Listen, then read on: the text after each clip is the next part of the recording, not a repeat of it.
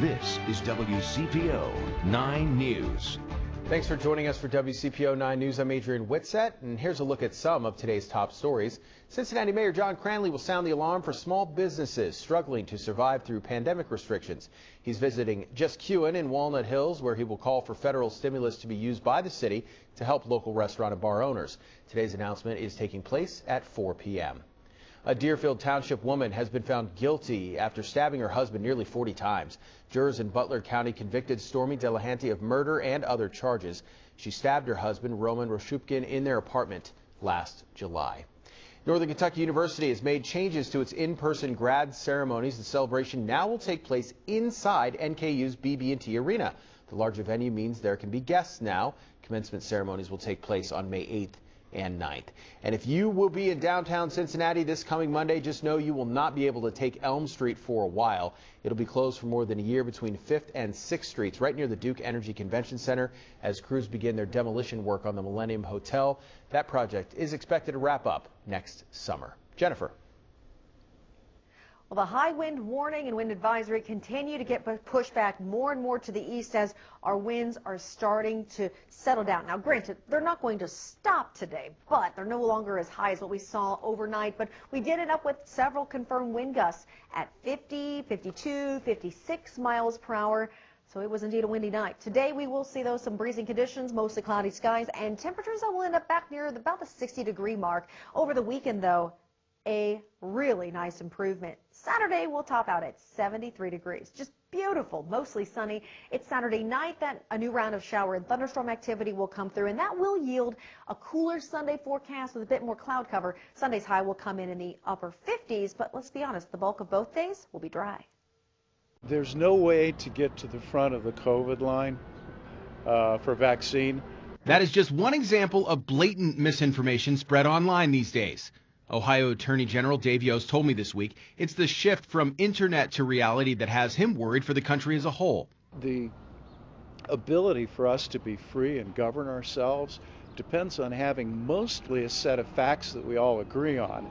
Do you remember the very real reaction to a conspiracy theory linked to QAnon about what was supposed to happen in Washington just 3 weeks ago? We have enhanced our security posture. March 4th, the military, you may not have heard this, the military was going to put Donald Trump back in the White House on March 4th, except I missed that. It didn't happen. Recently, Yost had a meeting where he told me he spent an extra hour sharing facts, debunking rumors, something he finds to be both troubling and necessary. If you're having to take this extra chunk of time that could be used for something else, that could be used to help more people, and instead it's just trying to debunk misinformation that people are getting floated around. Well, look, we've always had the problem of misinformation. The challenge today that's so unique is the fact that it's amplified by these algorithms on social media. And I think that it's the place of leaders to spend their time to try to correct the record, to make sure that we're all operating from some rough agreement on what the facts are. Yeah, Adrian, the biggest changes for riders will include faster services and shorter crosstown routes, including some 24-hour service routes for those major corridors. The Reinventing Metro plan is a direct result of voters passing the tax levy about a year ago.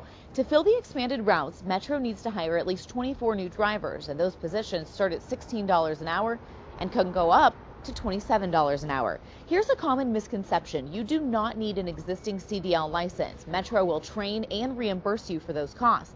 Jobs include full health, dental, and retirement benefits, and if you get hired and complete the probationary period before May 31st, you'll see a $1,000 bonus in your pocket.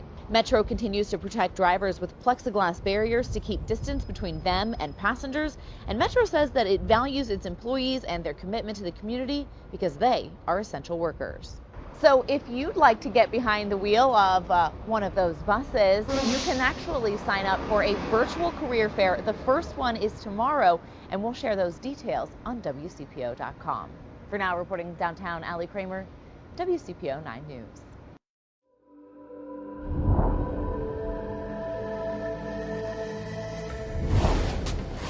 We will, by my 100th day in office, have administered 200 million shots in people's arms. President Joe Biden is setting a new goal for COVID-19 vaccinations.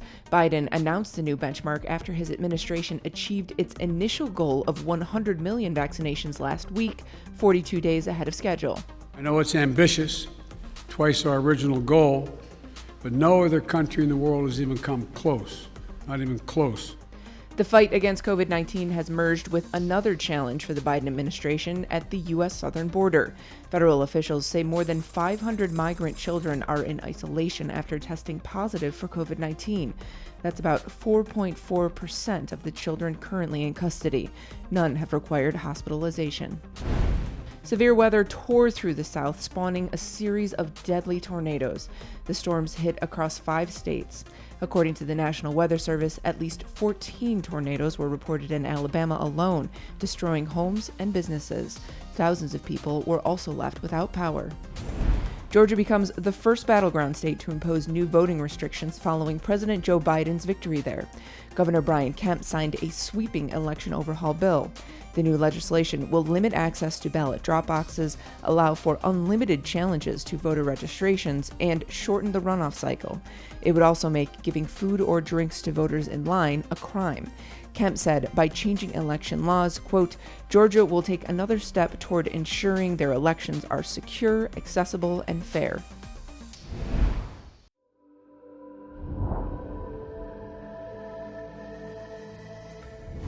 The trial of Derek Chauvin, who's accused in the death of George Floyd, is bringing back a lot of painful memories for some Americans, especially when it comes to the body camera video. History may be bound to repeat itself, but there are certain parts of history that are difficult to return to. America has imagined that it was well, when in fact it was quite ill. David Eichhardt is a professor of African American Studies at Vanderbilt University. He has watched over the last year as this country has done a great deal of soul searching. We shouldn't be surprised that this cancer of our racial unreckoning has metastasized. We shouldn't be surprised because it was totally and wholly predictable. For David and many other Black Americans, the trial of Minneapolis police officer Derek Chauvin carries with it an immense amount of pain. I think this is a moment. This is a real serious moment. Perhaps most painful, though, is the video. Those awful moments where George Floyd is knelt on for nearly 9 minutes. A jury will ultimately decide if what happened in that video was criminal. I have not seen the whole video in its entirety. I literally cannot watch it. I literally, the moment that George Floyd called for his mom, I shut it down. It's important to understand just how deeply that video has impacted us as a nation. Important to understand how it makes many people feel even 10 months later. That is a trauma. That is, I honestly don't know how people can continue to watch it. And in some ways, I think we've become desensitized to certain types of traumas. There's been this gigantic boom of people of color looking for a therapist of color. As a clinical social worker, Demetrius Perkins currently has a waiting list that is months long. She says the pandemic, coupled with the past year's civil unrest, has prompted a lot of African Americans to want to talk, which she encourages people to do. Because they've had this time during COVID, time with themselves, they're starting to really realize, wow, there's this stuff that's been inside me for a long time, and now I cannot escape it. If history is bound to repeat itself, perhaps there's something to be learned from what happened. We're really literally seeing the playing out in dramatic fashion, the soul of the country. Who do we want to be? I'm Chris Conti.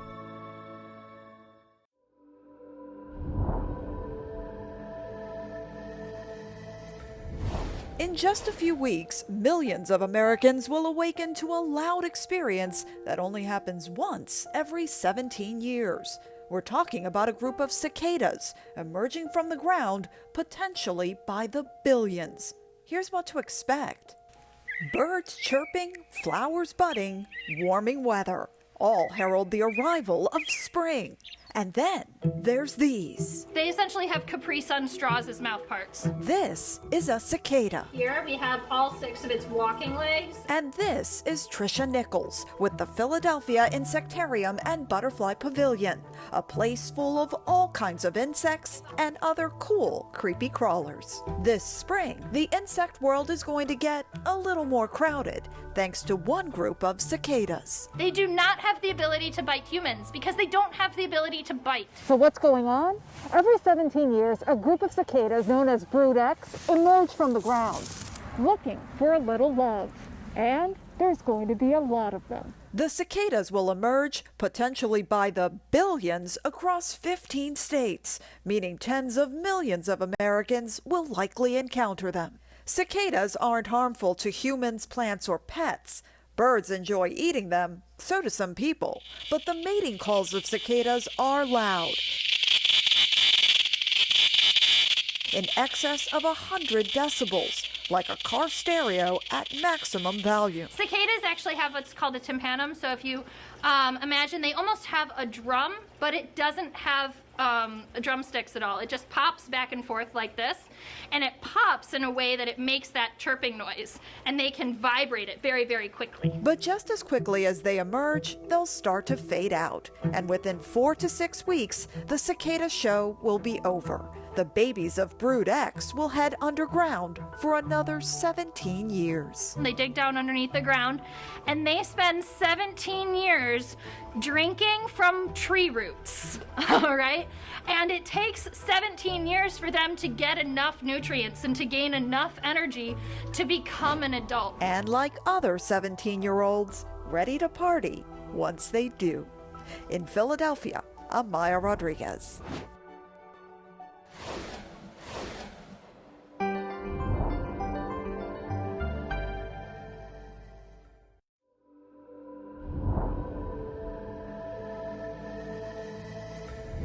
The wide-open green spaces of America's national park system are about to get a lot greener with a new partnership between the National Park Foundation and Tupperware, the iconic kitchenware company. How is a food storage company connected to the country's span of national parks? We wondered that too. And one of our core values is that we nature the world. We nature the planet for the good. And when we think about what national parks are trying to do, what they offer to the people of the U.S., we're convinced that our values actually are very connected in terms of educating people and protecting the planet. Tupperware is about to hit its 75th anniversary, and the company wants everyone to know there's a lot more to them than what you might find in the kitchen.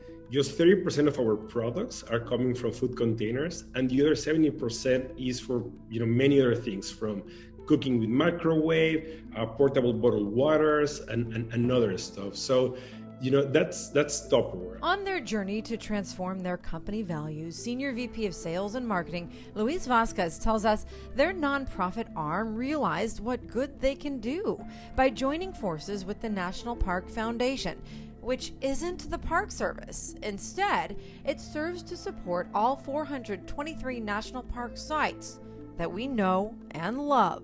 We help them by raising money to make what they do even better and at a larger scale.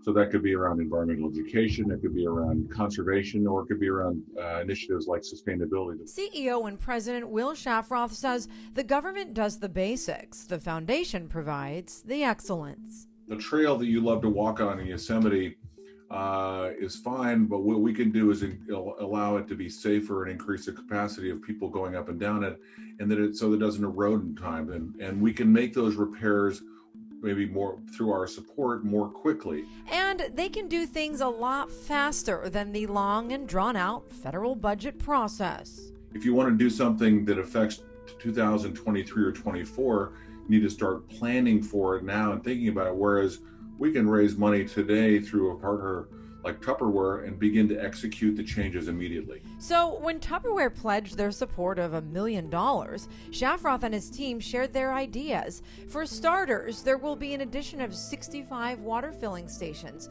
in 6 of the more high-trafficked sites that need them.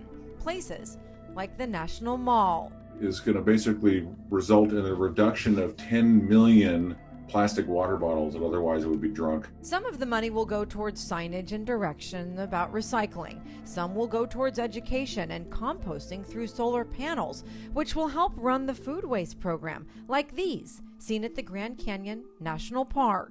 Around 40% of the waste in the parks is coming from compostable products, either food or other raw materials. For example, what we're doing with the solar panels that we're installing is going to reduce around 1,000 tons of waste, plus the reduction on greenhouse emissions, because you do not need to move all that waste somewhere else. When you think of it in terms of visitors, these parks see some 330 million people a year. People who bring a lot of waste. But Shafroth sees it as a chance to change mindsets for the greater good. Also, there's a huge opportunity to educate those visitors about the importance of contributing in small ways, like just reusing your water bottle, not bringing in something like that. I'm Stephanie Stone, reporting.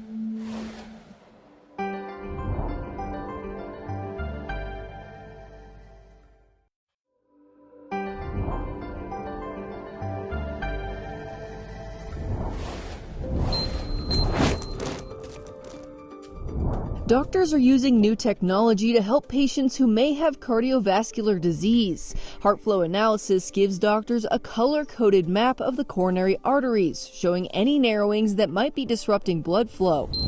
Believe it or not, blockages more than 30% can yield symptoms. And that's where HeartFlow is really accurate. Previously, doctors would have to rely on an invasive procedure to verify this information. But with HeartFlow, patients get a standard coronary CT scan. From the CT images, HeartFlow creates a model of the patient's unique coronary anatomy. Here you are at 1, look how fast this drops off.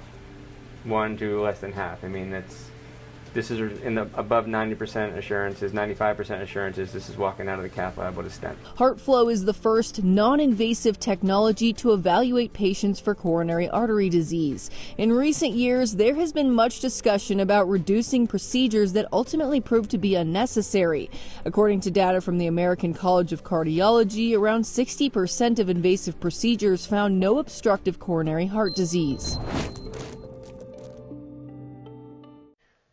Many of you woke up overnight due to the high winds. We had confirmed wind gusts up in Lawrenceburg and Wilmington at 56 miles per hour, Dayton, Ohio at 54, VV 52, Oxford 52 miles per hour. Lots of power outages out there this morning because of those high winds and even some legitimate power lines down. Now, during the day today, we'll be finding the cloud cover for a good chunk of the day. Maybe some late day pops of sun coming through those clouds, but our temperature will end up around 57 to 60. I know, it's cooler, but we will fix that over the weekend, at least for Saturday's forecast. Saturday, we pop back up to 73 with a mostly sunny sky. Saturday night, though, our latest round of rain comes through, and that's why your Sunday temperature is lower in the upper 50s. Early Sunday morning, we could see a little bit of rain still left, but in general, that system will be moving out, even decreasing clouds for later on that afternoon. Next week, though, we've got another storm system coming in on Wednesday. That will actually cool us down and dry us out, but it's just in time for opening day, so at least it'll be dry, but it will be cool.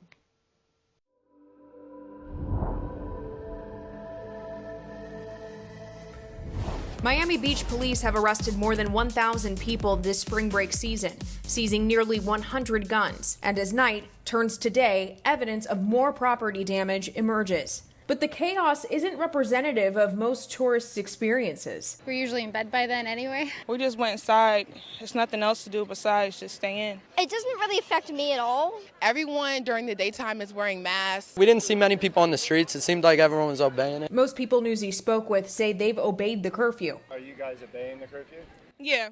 In the end of the day, we will still obey it. Even if they don't agree with it. They knew that we were coming down here for spring break, so they should have said that before we made plans. Some just turned to alternatives. Our hotel had a rooftop that was open, bar. We went to Fort Lauderdale. It's busy, it's popping. And so far, it seems like the only things the curfew has controlled are cutting profits for business and access to food. It's really hard to get food. Ain't no food out here, you hear me? And we couldn't even get an Uber to deliver our food. Yeah, it's a problem, and it's affecting us. We're still seeing how things are developing and what we need to do to adjust to the curfew. Lauren Magarino, Chicago.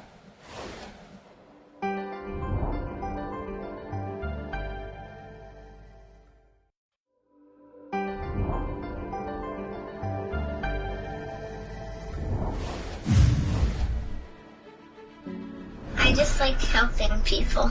Some elementary students in Florida are fundraising to help the homeless. They are collecting items like shoes, socks, and hygiene products. Their teacher says it's a way to teach the younger generation the importance of giving back.